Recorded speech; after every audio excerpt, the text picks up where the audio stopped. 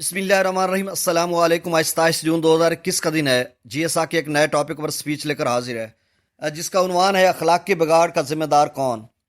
بسم اللہ الرحمن الرحیم۔ لہجے تلخ انداز بدلتے رہے، لہجے تلخ انداز بدلتے رہے، ہم بے سمت و سفر چلتے رہے، اہل علم و دانش سبھی ساقی اخلاق سے گرتے کبھی سنبھلتے رہے۔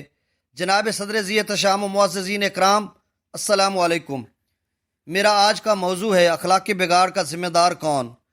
یہ ایک ناقابل تردید حقیقت ہے کہ اخلاقی بگاڑ آج ہماری زندگی کے ہر شعبے میں داخل ہو چکا ہے۔ امانت و دیانت، صدق و وفا، عدل و انصاف، ایفاء عہد، فرض شناسی اور ان جیسی دیگر اعلیٰ اقدار کمزور پڑتی جا رہی ہیں۔ کرپشن و بدعنوانی ناسور کی طرح معاشرے میں پھیلی ہوئی ہے۔ ظلم و ناانصافی کا دورہ ہے۔ لوگ قومی درد اور اجتماعی خیر و شر کی فکر سے خالی اپنی ذات کے اسیر ہو چکے ہیں۔ غیر ممکن ہے کہ حالات کی گتھی سلجھے، غیر ممکن ہے کہ حالات کی گتھی سلجھے۔ اہل دانش نے بہت سوچ کے الجھائی ہے۔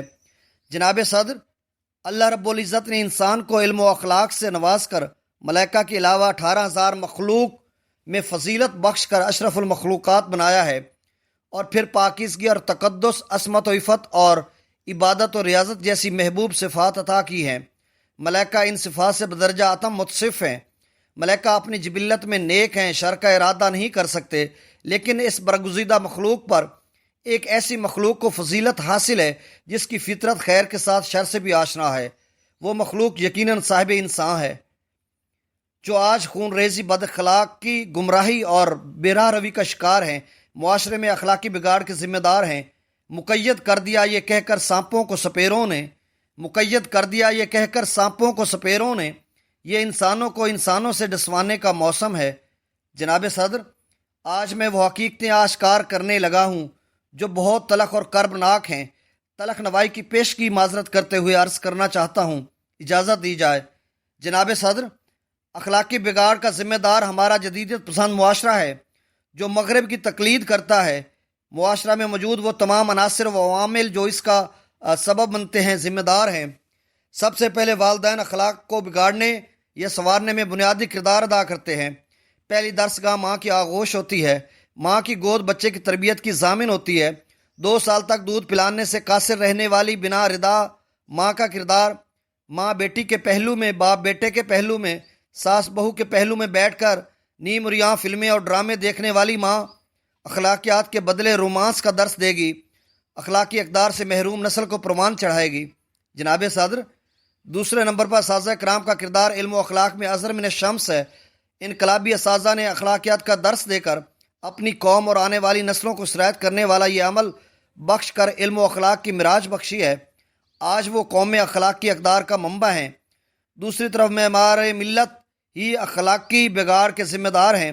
جس ادارے کا سربراہ کرپشن و بدعنوانی میں ملوث ہو کر بچوں کی سہولیات کا غاصب بن کر رونیت دکھائے اور اس صاحب ادارے کے ماتحت بھی جی حضوری میں لگے ہوں، وہاں پر اخلاقیات بددیانتی کی کفنی پہن کر بدعنوانی کے تابوت میں زندہ درگور ہو جاتی ہیں۔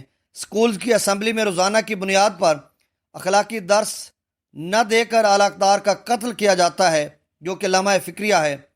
تہذیب سکھاتی ہے جینے کا سلیقہ، تہذیب سکھاتی ہے جینے کا سلیقہ، تعلیم سے جاہل کی جہالت نہیں جاتی۔ جناب صدر، تیسرے نمبر پر الیکٹرانک میڈیا ہے۔ ذرائع ابلاغ کا غلط استعمال اور منفی کردار انٹرنیٹ، سوشل میڈیا، ٹی وی پر غیر اخلاقی شوز وغیرہ اخلاقی بگاڑ میں کلیدی کردار ادا کر رہے ہیں۔ ذرائع ابلاغ کا بے دریغ استعمال ہماری نوجوان نسل کو بے راہ روی اور بد اخلاقی کا شکار کر رہا ہے۔ جناب صدر، اس کے علاوہ 20 عوامل ہیں جو کہ اخلاقی بگاڑ کے ذمہ دار ہیں۔ یونیورسٹیز میں کو ایجوکیشن، اس کے علاوہ مقتدر طبقات کا غیر اخلاقی رویہ، بے روزگاری، غربت، احساس سے کمتری بھی اس کا موجب ہیں۔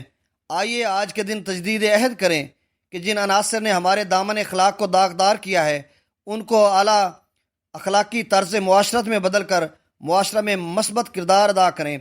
آشکارا ہے یہ اپنی قوت تسخیر سے، آشکارا ہے یہ اپنی قوت تسخیر سے، گرچہ ایک مٹی کے پیکر میں نہاں ہے زندگی۔